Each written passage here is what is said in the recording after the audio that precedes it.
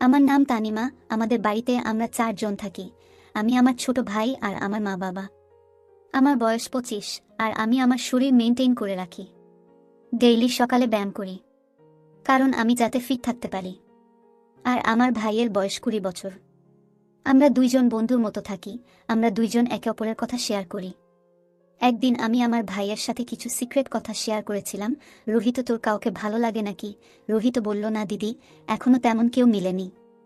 তোমার মতো যদি কাউকে পাই তাহলে ভাবব। এর মধ্যেই মা চলে আসলো আর রোহিতকে কোনো কাজের জন্য বাইরে নিয়ে গেল। আমার ভাইয়ের মুখে এইসব কথা শুনে আমি তো পুরা অবাক হয়ে গেছিলাম। আমি শুধু ওই ব্যাপারই ভাবছিলাম। এইসব ভাবতে ভাবতে কখন আমি ঘুমিয়ে পড়েছি আমি নিজেও জানি না। যখন আমি উঠি তখন দেখি বাড়িতে কেউ নেই। হয়তো মা আর রোহিত এখনো আসেনি। তারপর আমি বাথরুম এগিয়ে চান করতে যাই। তখনই না আর রোহিত ভাই বাজার থেকে চলে আসছিল। আমি ওর কাছে গিয়ে কথা বলতে থাকি। কিছুক্ষণ পর ও স্কুল চলে গেল আর আমিও কলেজে চলে যাই।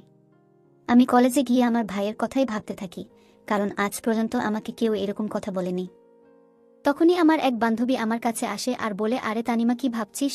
আমি বললাম, না রে রানী, আমি কিচ্ছু ভাবছি না। তারপর আমি ওকে বললাম, রানী, কোনো উপায় বল কিভাবে টাকা কামানো যায়, কারণ এখন তো আমাদের কলেজ ও শেষ হয়ে যাবে। রানী রাগ করে বলল, আরে হো ভাই, আমাদের কাছে টাকা ইনকাম করা কোনো ব্যাপার না।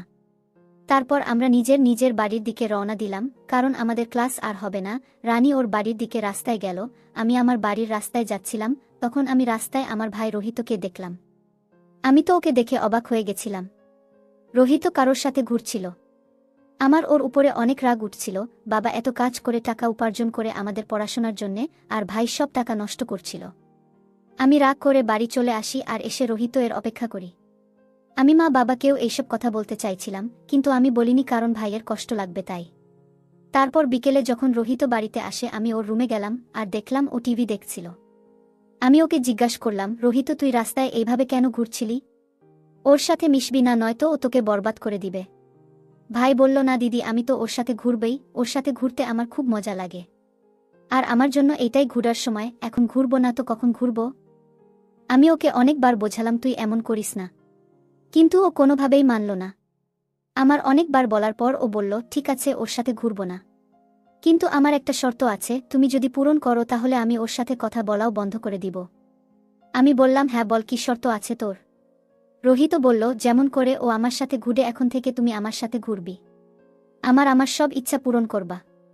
আমি ওকে বললাম, না, এটা হতে পারে না। আমি কেন তোর সাথে ঘুরব? রোহিত বলল, ঠিক আছে, তাহলে আমাকে এইসব কিছু আর বলতে এসো না। ঠিক আছে, বিকেলে ভেবে বলবো। এই কথা বলে আমি আমার রুমে চলে আসলাম আর বসে ভাবতে শুরু করলাম। এখন আমি পুরোপুরি বুঝে গেছি যে আমার ভাই আমার কাছ থেকে কি চাচ্ছে। আমার ভাইয়ের কথা শুনে আর ভেবে ভেবে আমি খুব টেনশন পড়ে গেলাম। আমি এইসব কোনোদিন আশাই করিনি। আমার ভাই কোনোদিন এইসব করার কথা ভাবতে পারে। আমার তো মনে হতো আমার ভাই খুব ভদ্র আর ভবিষ্যতে ও বাড়ির লোকের দেখভাল করবে, কিন্তু ও তো এখনই খারাপ সঙ্গে পড়ে গেছে। কিন্তু এইসব শোনার পর আমার মনে হচ্ছে আমার ভাই নিজের সাথে সাথে বাবা মা আর আমার জীবন ও শেষ করে দিবে। এইসব কথা ভেবেই আমার কেমন যে লাগছিল সেইটা একমাত্র আমিই জানি। তারপর আমার কিছুদিন আগের কথাও মনে পড়ে গেল, যে ও আমাকে কিভাবে দেখছিল। আমি পুরোপুরি বুঝে গেছিলাম আসলে ও কি চায়। আমি তো অনেক বড় সমস্যায় পড়ে গেছিলাম যে আমি কি করব। আমি যদি হ্যাঁ না বলি তাহলে ও ওদের চক্করে শেষ হয়ে যাবে, আর ওর পড়াশোনা ও খারাপ হয়ে যাবে। আমি কি স্বামী স্ত্রীর মতো থাকতে ও হ্যাঁ বলতে পারি না, কারণ ও আমার ভাই। তারপর আমার মাথায় খেয়াল এলো, শায়দ এই কথা ঘরেই থাকবে। এটা করলে আমার বাড়ির লোক ও ভালো থাকতে পারবো, আর আমার ভাই ও ভালো হয়ে যাবে। এইসব ভাবতে ভাবতে আমি ঘুমিয়ে পড়লাম। তারপর আমি সকালে ঘুম থেকে উঠি তখন আমি রোহিত এর রুমে যাই। প্রথমে তো আমি ওকে অনেক বুঝিয়েছিলাম, কিন্তু ও আমার কোনো কথাই শুনতে রাজি নয়। তারপর আমি ওকে বললাম, ঠিক আছে রোহিত, আমি তোর সব শর্তে রাজি আছি, কিন্তু চলো আমরা আগে শপিং করতে যাই। আমি ওকে বললাম এই কথা যেন আর কেউ না জানে, আর তুই ও আজকের পর কারোর সাথে মেলামেশা করবি না। রোহিত বলল, ঠিক আছে, তুমি যা বলবে আমি তাই করব। আমি ওর সাথে দেখা করলাম, যে আমার ভাইয়ের সাথে ঘোরাঘুরি করত, আর তাকেও অনেক কথা বুঝিয়ে আসলাম। এসে আমি মা এর কাছে এসে রান্নার কাজে মাকে সাহায্য করলাম, কারণ আজকে রবিবার ছিল আর আমার কোথাও যাওয়ার ছিল না। তারপর আমি, বাবা মা আর ভাই খাবার খাচ্ছিলাম। খাবার খাওয়ার পর আমি আর রোহিত শপিং করতে চলে গেলাম। মল গিয়ে রোহিত আমাকে ড্রেস কিনে দিল আর নিজের জন্যই ড্রেস নিল। আমার বাবা মায়ের জন্য ও আমি জামা কাপড় নিলাম। তারপর শপিং করে আমরা একটা রেস্টুরেন্টে খাবার খেয়ে বাড়িতে চলে আসলাম। বিকেল হতেই আমার ভাই রোহিত আমাকে বলতে লাগলো, চলো এখন তুমি নিজের শর্ত পূরণ করো। এই শুনে আমিও নিজের শর্ত অনুযায়ী নিজের কাজ করতে লাগলাম। আর সেদিন থেকে আমি আর আমার ভাই রোহিত স্বামী স্ত্রীর মতো থাকতে লাগলাম। আমি ওর একদম নিজের স্বামীর মতো খেয়াল রাখতাম, আর ও আমার একদম নিজের বউয়ের মতো খেয়াল রাখত। তারপর আমাদের জীবনে যা হওয়ার ছিল সেটাই হয়ে গেল। আমার ভাই খুব খুশি ছিল, আর সাথে সাথে আমিও খুব মজা পাচ্ছিলাম। আর এখন আমার ভাই ও অনেক ভালো হয়ে গেছিল। ও এখন আর কারোর সাথে মেলামেশা করে না, পড়াশোনা করে আর আমার সাথে স্বামী স্ত্রীর মতো থাকে। এভাবেই আমরা ভালোভাবে থাকতে লাগি। আমার ও কোনো উপায় না পেয়ে আমার ভাইকে এইভাবে বোঝাতে হতো।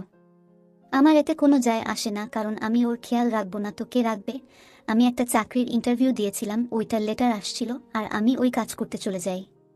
এখন আমার পরিবার ও ভালোভাবেই চলতেছিল। এখন আমার পরিবার খুব খুশি, আর আমার ভাই ও জীবনে কিছু করার উদ্দেশ্যে চলছে। আমি যদি ওই দিন আমার ভাইকে যদি না বুঝাতাম, তাহলে ও আজকে শেষ হয়ে যেত, আর নিজের সাথে সাথে পরিবারের লোকের জীবন ও শেষ করে দিত। এইভাবে আমি আর আমার ভাই স্বামী স্ত্রীর মতো থেকে আমার পরিবারকে বাঁচালাম। তো বন্ধুরা, ভিডিও ভালো লেগে থাকলে চ্যানেলটা সাবস্ক্রাইব করে দিয়েন। দেখা হচ্ছে পরের ভিডিওতে।